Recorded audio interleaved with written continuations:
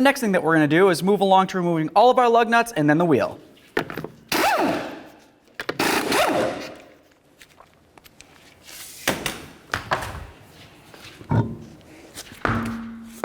Now that the wheel's out of the way, let's go ahead and remove our axle bolt right here. Take a punch and a hammer, come right inside where the axle is and break it free from the bearing. Now that we have the axle bolt off of there, let's continue on to removing the flex hose from its mounting bracket right here. Now let's follow that hose down and we'll remove our 2 caliper bracket mounting bolts. Start that in a couple threads.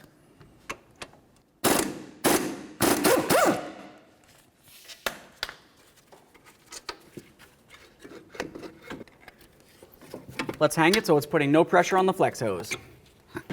Remove the rotor. Disconnect the ABS wire from your ABS sensor. Just going to press on the center tab and then remove it. Inspect the wire, make sure it's in good condition, and set it aside. Remove the tie rod and nut.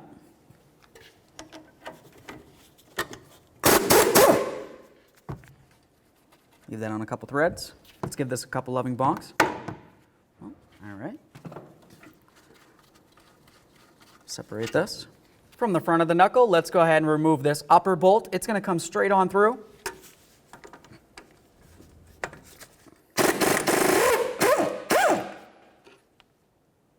Now we need to go ahead and spread this area right here. To do that, I'm just going to use a pry bar. I'll give it a couple loving bonks just to help break it free.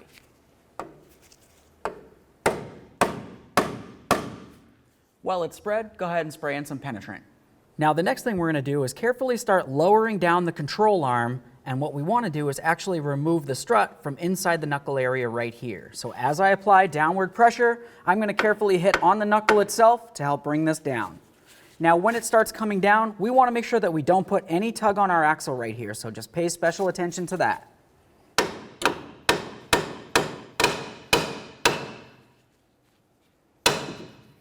Now let's just bring this down and separate it, being careful to move the axle out of the way, but obviously we don't want to put a tug on it and damage it in any way. Okay, let's get this off of here now, and we're going to hang it right over here on the brake hose itself.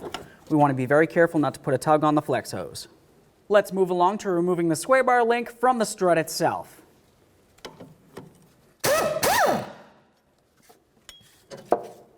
All right, now up inside the passenger compartment above the driver's side wheel well, we're going to access our 3 mounting bolts. There's one located right behind here, and right there. Something to mention, do not touch this center nut. Now for this last one, I'm going to make sure that I'm holding on the strut from inside the wheel well because of course I don't want it to fall down and potentially hurt me. Okay, and there it is, friends. Okay friends, it's time to install our brand new strut assembly. Let's carefully bring it inside the wheel well. We're going to line up the holes with the inserts on the strut tower and then start in our brand new bolts. When you go to install the bolts, make sure you use a little bit of red thread locker.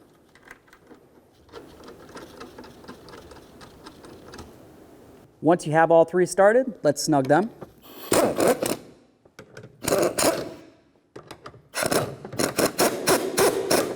Now we're going to pause on those upper bolts because we're going to torque those once this is all put back together and the weight of the vehicle is on the ground.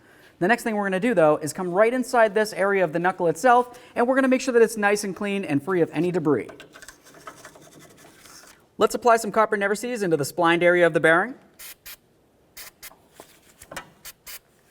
Okay, once you have that cleaned out, let's continue on by pressing this down. We're going to line up the axle with the bearing at the same time as we start lining up the knuckle with the strut. Let's slide it all together. Line this up.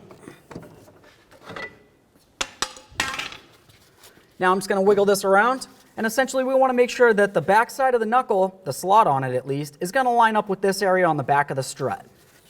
Now let's carefully apply pressure underneath the control arm, raising up the knuckle so that it lines up properly with the strut itself. Now let's put our pinch bolt in there. Make sure that you use a little bit of red thread locker on the threads. Now let's continue on by bottoming out this bolt, and then we'll torque it to 66 foot-pounds.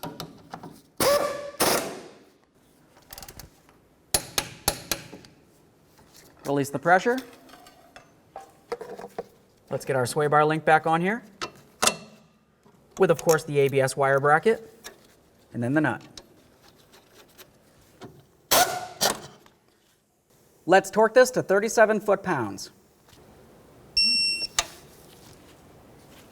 Let's reconnect our ABS wire. We're going to press it in and listen for a click. There it is. Give it a little wiggle, make sure it's secure. Insert your outer tie rod end into your knuckle. Put the nut on there, we'll start it on, bottom it out, and then torque it to 37 foot-pounds.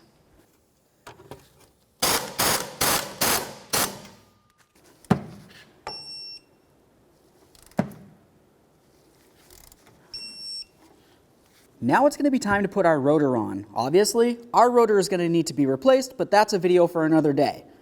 What I would recommend is to clean the entire mating surface on the inside portion right here. You want to make sure you have no debris in this area where it mounts up against the bearing. Make sure you clean up the mating surface of your bearing hub. Apply some copper never seize to the mating surface. Slide your rotor on. Use one of your lug nuts to hold it so it can't wobble around while you continue working. Make sure you clean up the threads on your caliper bracket bolts. Apply some red thread locker, and then let's get ready to install the caliper.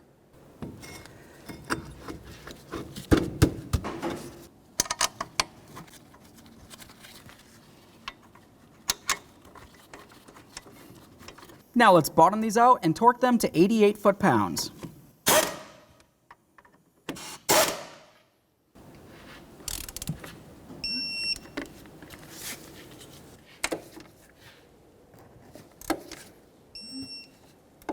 Now let's get our axle bolt in there. It's recommended to make sure that you use a brand new bolt, and I like to use a little bit of red thread locker.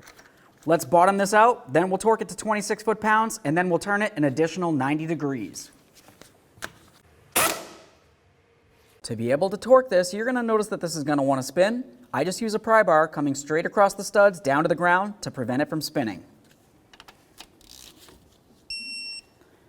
Now for the additional 90 degrees, I'm going to start with my ratchet straight up and down, and I'm going to bring it so it's at approximately 3 o'clock.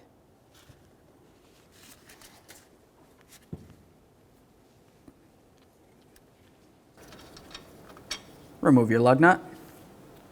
Let's resecure our flex hose.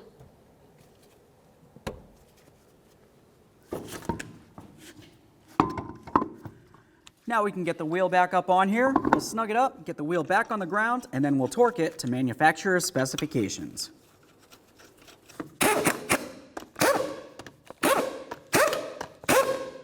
With the wheel on the ground, let's torque these to 81 foot-pounds.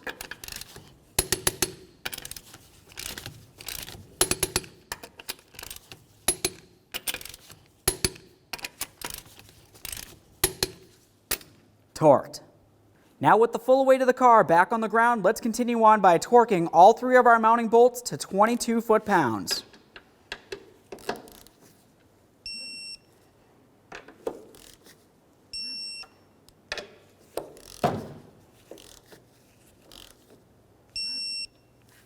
Okay friends, we got the strut in there. What's left to do now? Now you're going to do the exact same thing to the passenger side as well. Aside from that, take it for a road test down to your local alignment shop.